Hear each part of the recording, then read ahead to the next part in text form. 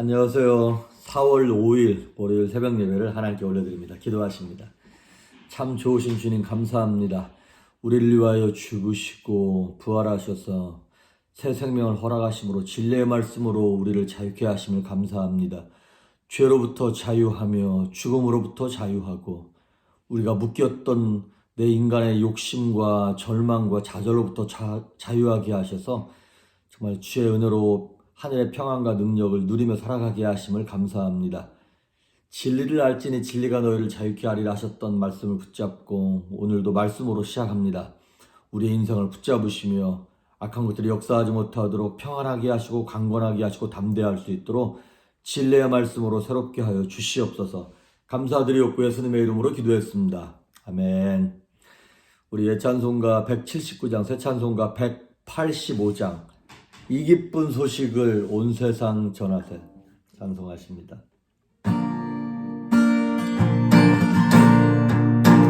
이 기쁜 소식을 온 세상 전하세 큰 환난 고통을 당하는 자에게 주 믿는 성도들 다 전할 소식은 성령이 오셨네. 성령이 오셨네. 성령이 오셨네. 내 주님 보내신 성령이 오셨네. 이 기쁜 소식을 온 세상 전하세 성령이 오셨네. 만왕의 왕께서 조사로 잡힌 자 다 구원하시고 참 자유 주셨네. 승리의 노래가 온 성에 들리니 성령이 오셨네. 성령이 오셨네. 성령이 오셨네. 내 주님 보내신 성령이 오셨네. 이 기쁜 소식을 온 세상 전하세 성령이 오셨네. 한없는 사랑과 그 크신 은혜를 늘 의심하면서 안 믿는 자에게 내 작은 입으로 곧 증거하리니 성령이 오셨네. 성령이 오셨네. 성령이 오셨네.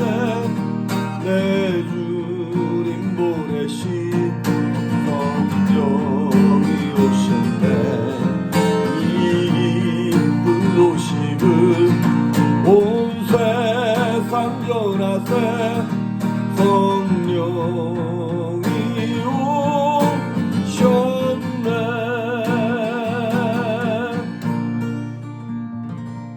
아멘. 오늘 우리에게 주시는 말씀은 사도행전 1장입니다. 우리가 지난주까지 대충 보는 마태복음을 봤습니다만은 이번 주부터 오늘부터 이제 앞으로 몇 개월이 될지 모르겠습니다만 사도행전 강의를 하도록 하겠습니다. 그래서 타이틀을 뭐라고 잡았냐면 사도행전 나도 행진 이렇게 잡았습니다. 사도들의 행적을 기록한 책이잖아요. 물론 성령 행전이라고 얘기하기도 합니다. 성령께서 사도들에게 역사하셔서 그들의 삶을 통해서 하나님의 복음이 어떻게 전파된다를 기록한 책이 사도들의 행적을 기록한 책이다. 그래서 사도행전이잖아요. 근데 이제 거기서 끝나면 안 되고 나도 성령의 은혜를 힘입어서 나의 발걸음을 마치 성경의 발걸음과 같이 우리도 행진하자. 그래서 사도행전 나도 행진이라고 타이틀을 잡았습니다. 오늘 그 첫날 1장 1절에서 5절까지 제가 봉독해 올립니다. 데오빌로여, 내가 먼저 쓴 글에는 무릇 예수께서 행하시며 가르치시기를 시작하신부터 그가 택하신 사도들에게 성령으로 명하시고 승천하신 날까지의 일을 기록하였노라. 그가 고난받으신 후에 또한 그들에게 확실한 많은 증거로 친히 살아계심을 나타내사 40일 동안 그들에게 보이시며 하나님 나라의 일을 말씀하시니라. 사도와 함께 모이사 그들에게 분부하여 이르시되 예루살렘을 떠나지 말고 내게서 들은 바 아버지께서 약속하신 것을 기다리라. 요한은 물로 침례를 베풀었으나 너희는 몇 날이 못되어 성령으로 침례를 받으리라 하셨느니라. 아멘. 자, 이 사도행전의 수신자, 이거를 1장 1절에 제일 먼저 나오죠. 데오빌로요, 이렇게 나옵니다. 자, 그러면 이 사도행전을 기록한 사람은 누구냐? 수신자는 데오빌로인데 이것을 쓴 사람은 누구냐는 것이죠. 아시다시피 이 사도행전은 사도 바울과 함께 전도 여행을 함께 다녔던 루크라고 하는 의사가 쓴 책입니다. 누가복음 1장 3절에도 보면 이 데오빌로 각하에 대한 얘기가 나와요. 그 당시에도 이 누가가 데오빌로 각하에게 예수님이 이 땅에서 어떻게 태어나셨고 어떻게 사셨으며 무슨 일을 하셨고 어떻게 죽으시고 부활하셨나 거기까지의 내용을 써서 데오빌로라고 하는 아마 로마의 관원 같기도 하고요. 이 사람에게 이거를 보낸 거예요. 그러고 난 다음에 어찌 보면 누가복음 두 번째 책을 쓴 것 같은 것이 무엇이냐면 바로 이 사도행전입니다. 그러니까 성경을 처음 읽는 분이나 교회를 오래 다녔는데 이렇게 예수님의 행적과 초대교회 행적에 대해서 명확하지 않은 분들은 성경을 읽을 때 누가복음을 읽고 사도행전을 읽으면 두 개가 이렇게 연결되는 것이죠. 더군다나 아시다시피 누가는 직업이 의사입니다. 그러다 보니까 좀 이렇게 관찰하는 게 굉장히 면밀해요. 그리고 되게 학문적이고 되게 따뜻해요, 책이. 다른 책에 비해서. 마가복음 같은 책은 굉장히 단순합니다. 그리고 막 속도감이 엄청 있어요. 그런데 특히 마태복음 같은 경우에는 유대인들을 위한 책이다 보니까 율법에 관한 얘기도 많이 나오고 조금은 뭐랄까요? 딱딱하다 그럴까요? 또한 반면에 요한복음 같은 경우에는 너무 영적인 거예요. 그래서 이해하기가 좀 어렵습니다. 그런데 누가복음은 이 마태, 마가, 누가, 요한 이 네 사람 가운데 유일한 이방인입니다. 그러다 보니까 이방인이죠. 그리고 나름 좀 공부 좀 했던 관찰력이 있는 사람이죠. 그러다 보니까 예수님이 이 땅에 오셔서 어떤 분이었나, 무슨 일을 하셨나 이것에 대해서 기록할 때 이방인들, 그러니까 유대교에 대한 백그라운드나 이런 것들을 전혀 모르는 사람들을 위한 복음을 기록하기에 아주 적합한 사람이 바로 누가입니다. 그래서 누가복음이 장수로는 26장밖에 안 돼요. 마태복음이 28장이니까 장수로는 마태복음보다 짧지만 분량으로는 제일 길어요. 누가복음이. 그러니까 그만큼 문장이 매끄럽고 부드럽고 풀었었고 되게 설명이 자세하다라는 것을 우리가 추측할 수 있겠죠. 그래서 읽기에 되게 부드럽습니다. 그래서 누가복음을 읽고 사도행전을 읽으시면 예수님부터 시작해가지고 초대교회의 어떤 역사가 한눈에 보일 수 있는 책입니다. 그래서 오늘 1절에 보면 데오빌로요. 내가 먼저 쓴 글에는 그게 뭐예요? 누가복음이에요. 먼저 쓴 글 누가복음에는 무릇 예수께서 행하시며 가르치기를 시작하신부터 예수님의 공생애부터 시작해가지고 2절 그가 택하신 사도들에게 성령으로 명하시고 승천하신 날까지의 일을 기록했습니다. 누가복음에는 예수님이 죽으시고 부활하셔서 승천하시는 거기까지의 모습을 내가 기록하지 않았습니까? 이 얘기를 하는 거예요. 그러면서 3절에 그가 고난받으신 후에 또한 그들에게 확실한 많은 증거로 친히 살아계심을 나타내사 40일 동안 그들에게 보이시며 하나님 나라의 일을 말씀하시니라.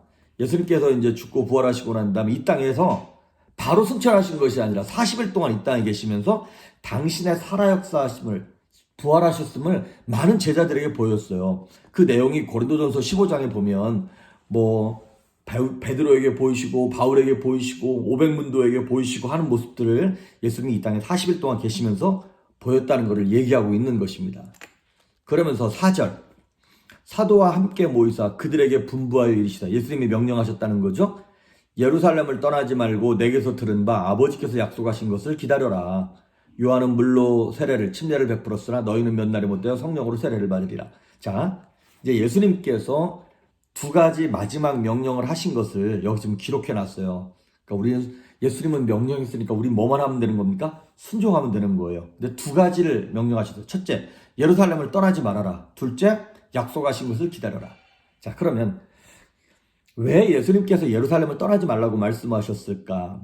아시다시피 예루살렘이라고 하는 장소가 이스라엘의 수도고 사람들이 많이 모여있고 활기찬 도시이기도 하지만 예수님의 제자들에게는 실패의 장소고 어두움의 장소고 굴욕과 패배, 절망의 장소이죠. 예수님께서 잡히실 때 도망갔고 자기들이 스승으로 주님으로 모셨던 예수님이 십자가에 달려 돌아가시는 것을 봐야 했던 절망의 자리였습니다. 유쾌한 장소가 아닙니다. 그러니까 우리의 실패한 인간성이 적나라하게 노출된 그 장소에서 떠나지 말라는 거예요. 예수님 참 잔인해요. 그런 거 보면. 근데 이렇게 말씀하시는 것이죠. 네 인생의 바닥, 실패한 그 자리에, 도망가고 싶은 그 자리에 거기 도망가지 말고 네가 얼만큼 바닥까지 내려갔나, 네가 얼만큼 부족한 인생인가, 이 땅에서 얼만큼 소망 없는 인생인가 눈을 부릅뜨고 네 자신을 한번 봐봐. 예수님 이렇게 말씀하시는 것입니다.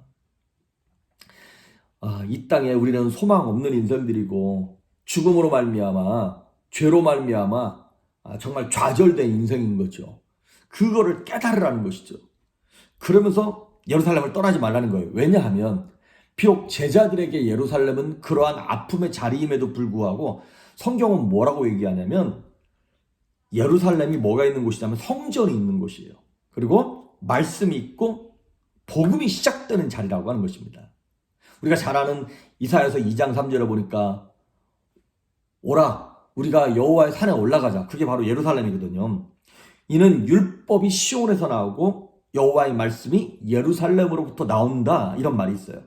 그렇습니다. 아무리 힘들어도요. 말씀이 있는 곳을 떠나면 안 됩니다. 날씨가 아무리 춥고 덥고 그래도 우물이 나오는 곳, 생수가 나오는 곳을 떠나면 안 되는 거예요.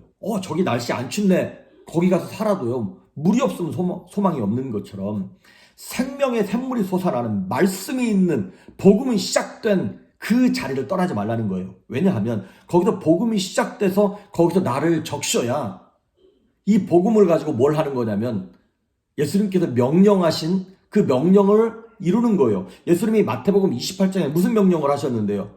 너희는 모든 족속을 제자로 삼아 아버지와 아들과 성령의 이름으로 침례를 주고 내가 너희에게 분부한 모든 것을 가르쳐 지켜야 돼.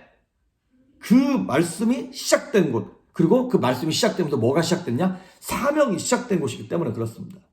그렇습니다. 지금 실패와 절망의 자리에 계신 분들, 그 실패와 절망이 뭐냐면 은사예요. 아픔이 은사고 눈물이 은사고 핸디캡이 은사고 내가 경험한 절망이 은사입니다. 왜냐하면 그 절망과 실패의 자리에서 복음을 맛보기 때문에 그렇습니다. 나 자신의 철저한 무능함과 내가 아무것도 할 수 없구나. 나의 무력함, 두려움을 딱 마주쳐야만 내 힘으로 아무것도 안 되네. 그랬을 때 내게 예수님이 필요하구나. 복음이 필요하구나라는 걸 깨닫고 그거를 깨달은 사람들만 내가 경험한 구원과 능력을 가지고 다른 사람에게 나아가는 사명을 체험할 수 있기 때문에 그렇습니다. 그래서 그 실패의 자리에서 버티고 있으라는 거예요. 예루살렘을 떠나지 말고 그 다음에 두 번째 명령, 약속하신 것을 기다려라. 그냥 기다리는 것만 끝나는 것이 아니라 떠나지 않는 것만으로 끝나는 것이 아니라 기다리라는 거예요. 어떤 것? 예수님이 약속을 하셨다는 거예요. 뭘 약속하셨냐? 요한복음 14장 16절에 보면 예수님이 이렇게 말씀하셨어요. 살아계셨을 때 내가 아버지께 구하겠다. 이제 내가 곧 가서 또 다른 보혜사가 뭐냐면 나를 도우시고 함께 하시는 분이라는 뜻이에요.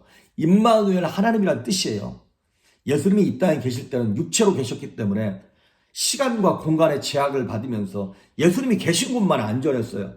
하지만 예수님이 떠나가시고 승천하시고 난 다음에 성령을 보내주심으로 그 성령이 시간과 공간을 초월해서 우리 모든 사람들과 함께 하시는 우리의 심령 가운데 들어오시는 또 다른 보혜사를 보내주시겠다는 것이죠.